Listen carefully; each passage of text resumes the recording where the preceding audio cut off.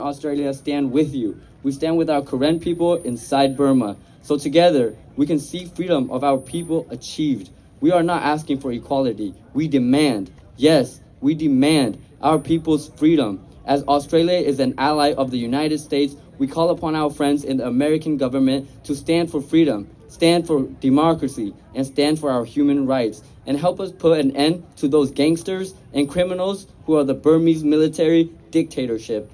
Thank you all for getting out of your comfort zones and pushing yourself forward to help our people, to help our future generations of Karen children have a chance, to give our people the freedom and prosperity they deserve, and to end the extreme racism that is going on against our people. We stand for freedom. We stand for justice. We stand for independence and our country, our Kothule, yours in unity.